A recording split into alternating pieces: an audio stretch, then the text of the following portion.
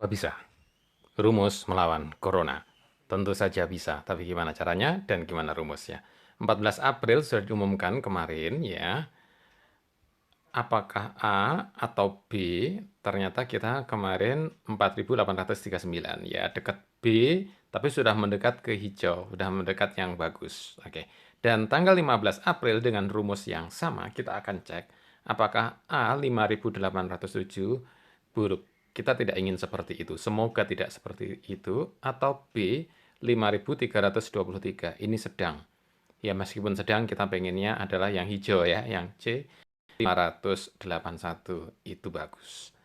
Nah, kita akan lihat hari ini ya pengumuman resminya. Bagaimana kita bisa pakai rumus ini? Karena kita menggunakan sifat alamiah dari virus, termasuk virus corona, adalah replikasi. Yang tadinya satu menemukan inang, menemukan induk, bisa mereplikasi diri menjadi 10, 20, atau bahkan menjadi 100, 1000, atau bahkan lebih.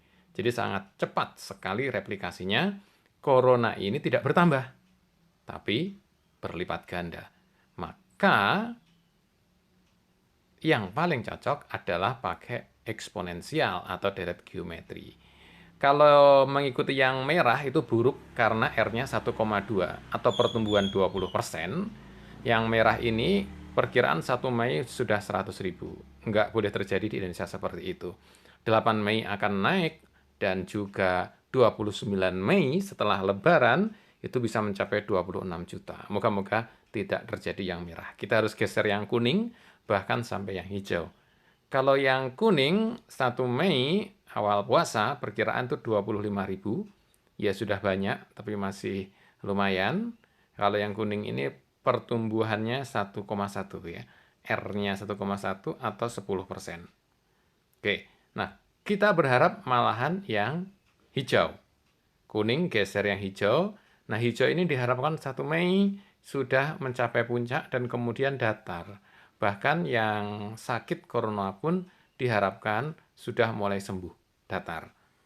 Nah, datarnya berapa ya kita pengennya juga yang rendah. Kalau yang bagus ini, hitungan saya R-nya adalah 1,05 atau pertumbuhan 5%.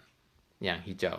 Asumsikan 17 April sama 6 ribuan, 24 April 9.000, 1 Mei awal puasa ya, udah tengah puasa, itu barangkali sekitar 12.000, begitu, dan kemudian datar tidak lagi naik. Harapannya begitu. Meskipun demikian, karena ini eksponensial, 1 Mei ke 8 Mei, 29 Mei bisa melonjak ke 50.000. Moga-moga tidak terjadi ya lonjakan di Lebaran itu. Bagaimana agar tidak terjadi? Maka kita harus menjaga agar bagus R-nya di bawah 5%. Caranya adalah yang pertama kita harus disiplin jaga jarak agar tidak ditulari dan tidak menulari. Yang kedua, jaga kesehatan sehingga kalaupun kena virusnya tetap tidak berdampak sakit karena kekebalan tubuh yang kuat. Yang ketiga, jaga kebersihan. Cuci tangan yang bersih, pakai sabun, pakai antiseptik, disinfektan. Sehingga kalaupun ada virus di tangan, tidak masuk ke tubuh. Yang keempat, ikuti arahan yang berwenang. Corona ini pandemi internasional. Kita butuh pemimpin, butuh kepemimpinan.